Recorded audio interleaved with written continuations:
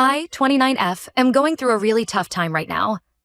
My stepfather, Mark, 58M, passed away suddenly from a heart attack about 2 months ago. It was a huge shock for everyone, especially my mom, Deborah, 55F. Mark had been in my life since I was 10 years old when he married my mom, and I always saw him as my real dad. To give you some backstory, my biological father left when I was just a baby. Mom raised me on her own for years, working 2 jobs to make ends meet. When she met Mark, it was like our lives did a complete 180. He was kind, successful, and treated us both like we were the most precious things in the world. I remember being skeptical at first. I'd seen Mom get her heart broken before, and I was protective of her. But Mark won me over with his patience and genuine interest in my life. He never tried to replace my bio dad, but he stepped up in all the ways that mattered. He came to every school event, taught me to drive, and even walked me down the aisle at my wedding. When I graduated college, he surprised me by offering to pay off all my student loans. That's the kind of man I thought he was. Generous, loving, and devoted to his family. Mom and Mark seemed to have the perfect marriage. They were always affectionate, rarely argued, and genuinely enjoyed each other's company. They traveled a lot and had loads of shared hobbies. I used to joke that they were more like newlyweds than a couple who'd been together for nearly 2 decades. That's why it was such a shock when we discovered the truth after Mark's death. We were going through his things, trying to sort out his affairs, when we found a burner phone hidden in his desk drawer. Mom almost didn't look through it, but curiosity got the better of her. That's when our world came crashing down. The phone was full of messages and photos exchanged with my mom's cousin, Jenna, 52F. It quickly became clear that they'd been having an affair for the past 8 years. I felt sick to my stomach reading through their exchanges. The pet names, the secret meetups, the plans they'd made for a future together. Jenna has always been the black sheep of the family. She married young to a wealthy older man, Tom, and has spent most of her adult life as a socialite. She and my mom used to be close when they were younger, but they drifted apart over the years. Jenna always seemed to look down on my mom for working a regular job and not being part of the country club set. Before we could even process this betrayal, Jenna showed up at our house. She was crying and demanding to speak to my mom. At first, we thought she was there to offer condolences, but then she launched into a confession about her affair with Mark. She showed my mom even more evidence. Emails, hotel receipts, photos from their secret vacations together. Jenna claimed that she and Mark were deeply in love and had been planning to leave their spouses to be together. She said the only reason they hadn't done it yet was because Mark was worried about hurting my mom and me. I don't know if I believe that. It seems more likely they were both too cowardly to face the consequences of their actions. My mom was absolutely shattered. She couldn't stop crying and asking what she'd done wrong, why she wasn't enough for Mark. It broke my heart to see her like that. I was angry at Mark for putting her through this and furious at Jenna for having the audacity to show up and twist the knife. But Jenna wasn't done dropping bombshells. She started insisting that she deserved a portion of Mark's estate. Her reasoning was that since they were in a long-term relationship, she should be entitled to some of his assets and life insurance payout. She even had the nerve to say that Mark would have wanted her to be taken care of. When we refused, Jenna got nasty. She threatened to contest the will and expose the affair publicly if we didn't agree to give her a share. She said she had emails from Mark promising to leave her money, though she conveniently couldn't produce them. My mom was so overwhelmed and distraught that she actually considered giving in to Jenna's demands just to make her go away. But I refused to let that happen. Mark may have cheated, but that didn't mean this woman deserved any of his money. Legally and morally, it belonged to my mom and me. I told Jenna in no uncertain terms that she wouldn't be getting a penny. I reminded her that she was nothing more than Mark's mistress, and that she had no legal claim to anything. This set her off. She started screaming at us, calling us greedy and heartless. She said we'd regret crossing her. True to her word, Jenna began a campaign of harassment against us. She bombarded us with calls and messages at all hours. When we blocked her number, she started reaching out to other family members and mutual friends, spinning a sob story about how we were denying her what she was owed. Her adult children even got involved, sending us guilt-tripping messages about how their mom deserved compensation for all the years she'd devoted to Mark. It was surreal to be painted as the bad guys in this situation when we were the ones who'd been betrayed. The constant pressure and drama was taking a huge toll on my mom. She could barely eat or sleep, and she'd cry at the drop of a hat. I hated seeing her like this and knew I had to do something to make it stop. That's when I decided to fight fire with fire. If Jenna wanted to play dirty, I could play dirty too.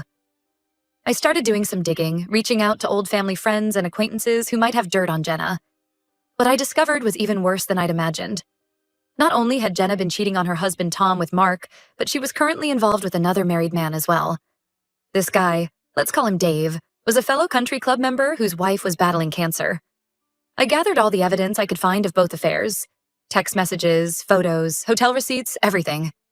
Then I posted it all on social media for everyone to see, including Jenna's husband and kids. I made sure to tag relevant family members so it would spread quickly. In the post, I laid out the whole sordid story. I exposed Mark and Jenna's affair too, figuring there was no point in protecting Mark's reputation anymore. I detailed how Jenna had shown up after the funeral to demand money, and how she'd been harassing us ever since. The response was immediate and explosive. Jenna's carefully curated society wife image crumbled overnight. Her husband left her. Her kids refused to speak to her, and she's become a pariah in the country club circles she once ruled. She's still threatening legal action, but our lawyer says she doesn't have a leg to stand on. He's confident that even if she tries to contest the will, she won't get anywhere. I thought I'd feel victorious after taking Jenna down, but instead I just feel drained. The whole situation is such a mess, and it feels like it's tainted all my memories of Mark. I'm struggling to reconcile the loving stepfather I knew with the man who could betray us like this. The biggest problem now is that my mom is really upset with me for what I did. She says I went too far, and that I've damaged Mark's legacy. A lot of our family members agree and are calling me spiteful and vindictive. But I don't think I did anything wrong. Jenna and Mark made their choices, and now they, or Mark's memory at least, have to face the consequences. I was just protecting what's rightfully ours. My mom is the wronged party here, not Jenna. Why should we give up half of our inheritance to the woman who helped destroy our family? I know my mom is still grieving and processing everything, so I'm trying to be patient. But it hurts that she seems more concerned with preserving Mark's reputation than standing up for herself. I was only looking out for her best interests. Am I really the asshole here?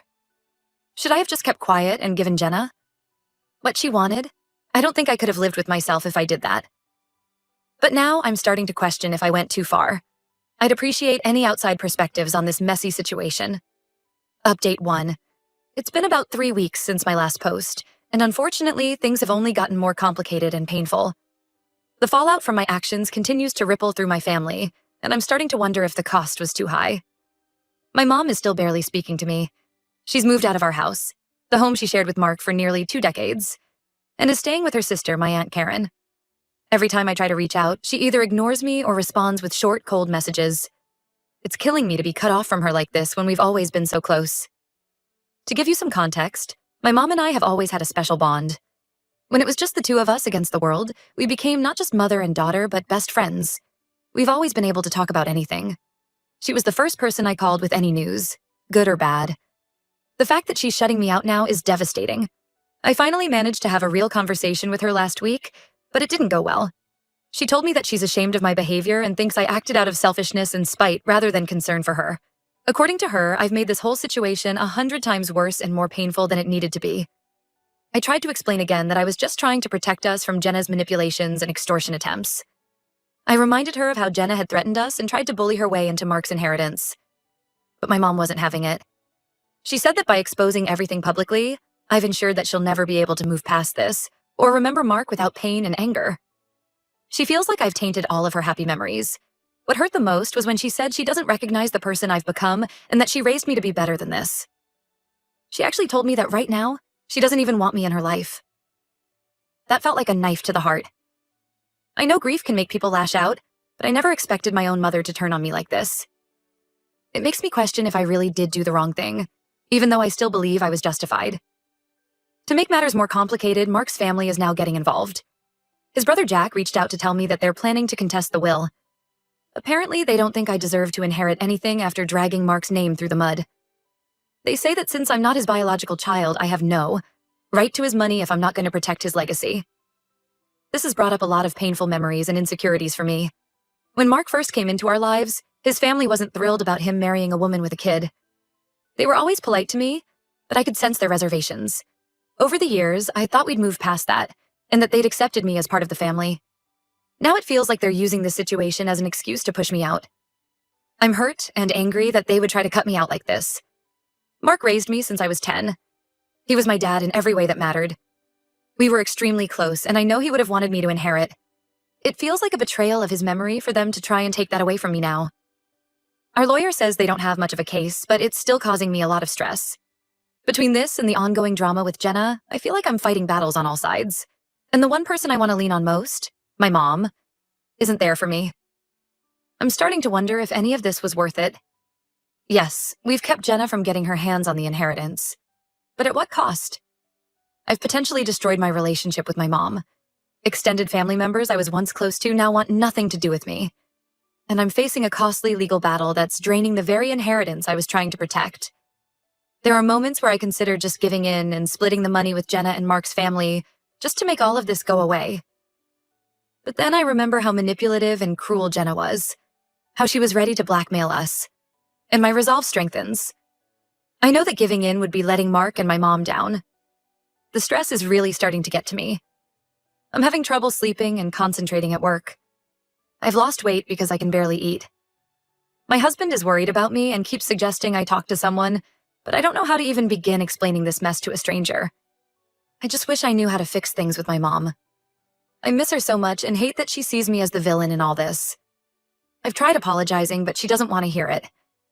I've sent flowers, letters, even tried to visit, but she won't see me. Part of me wants to respect her wishes and give her space, but another part is terrified that if I do that, I'll lose her forever. I keep replaying our last conversation in my head, wondering if there was something I could have said differently to make her understand. I'm at a loss for what to do next. This whole situation has become such a tangled mess, and I don't know how to start unraveling it. I have never imagined that trying to protect my mom would end up costing me my relationship with her.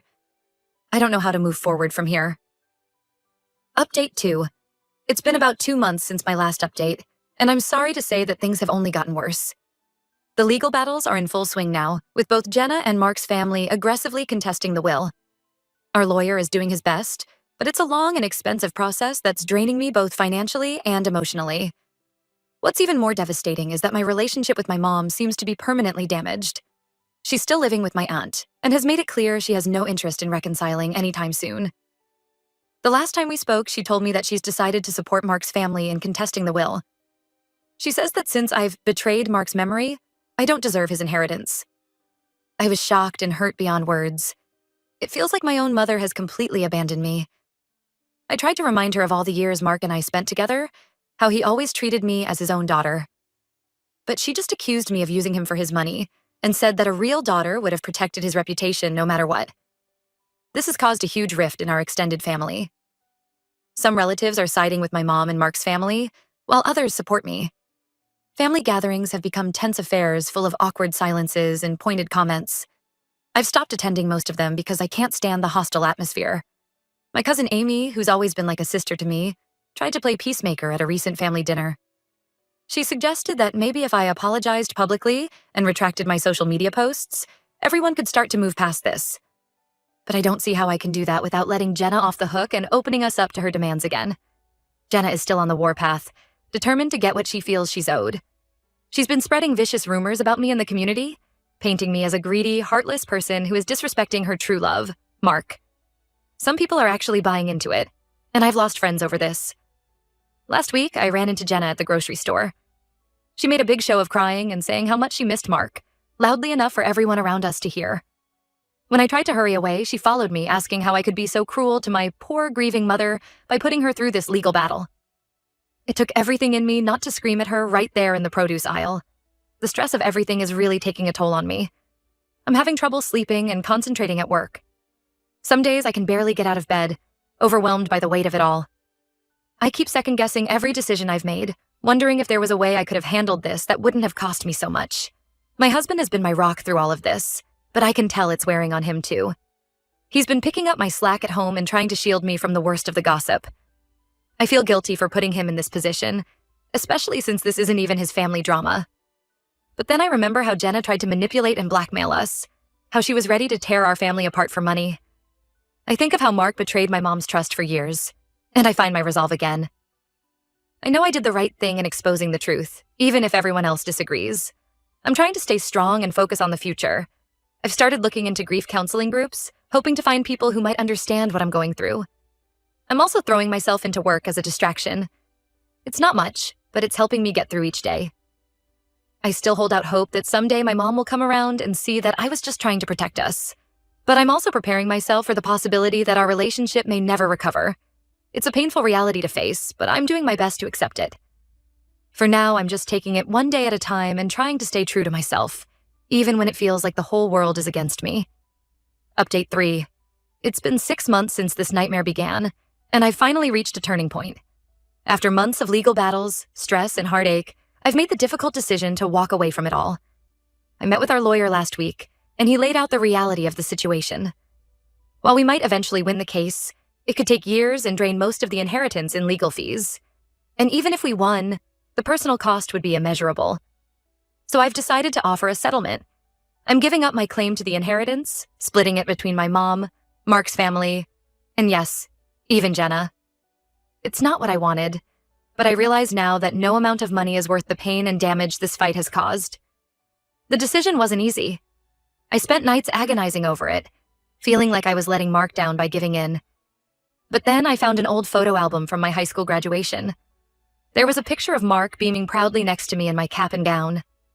I remembered how he always said that family was more important than anything else. I think he'd understand why I'm doing this.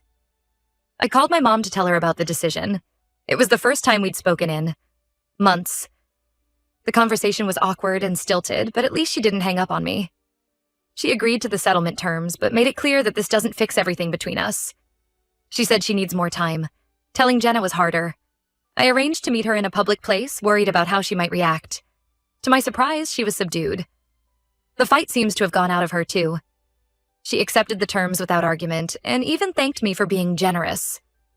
The word tasted bitter in my mouth, but I let it go. Mark's family was the last to agree, but they eventually came around. I think they're just relieved to put this all behind them. My relationship with them will never be the same, but at least the hostility has cooled. The legal proceedings to finalize everything are underway. It's strange to think that soon this will all be over. I'm not sure how to feel about it. There's relief, certainly, but also a lingering sadness for everything that's been lost. I'm planning to move to a new city once everything's settled. I need a fresh start, away from all the painful reminders and gossip. My husband's company has an office in Seattle, and they've agreed to transfer him. It's scary to think about starting over, but also oddly freeing. My cousin Amy is the only one who seems to understand why I'm leaving. She helped me pack up my childhood bedroom at Mom's house last weekend. We found my old diaries, full of entries about how excited I was when Mark came into our lives. Amy hugged me as I cried over those innocent words from my younger self. I've learned some hard lessons through all of this, about family, loyalty, and the complexities of human relationships. I still believe I was right to expose the truth, but I regret the way I went about it. In trying to protect what I thought was important, I lost sight of what really matters. I don't know what the future holds. My relationship with my mom is still fragile, and I don't know if we'll ever fully recover what we had. But I'm hopeful that with time and distance, we might be able to build something new. For now, I'm focused on healing and moving forward. I'm looking into volunteer opportunities in Seattle, thinking maybe I can channel all this pain into helping others. My husband and I are talking about starting a family of our own someday. Life goes on, even after everything changes. To those who have followed my story and offered support, thank you. Your words have been a lifeline during this difficult time.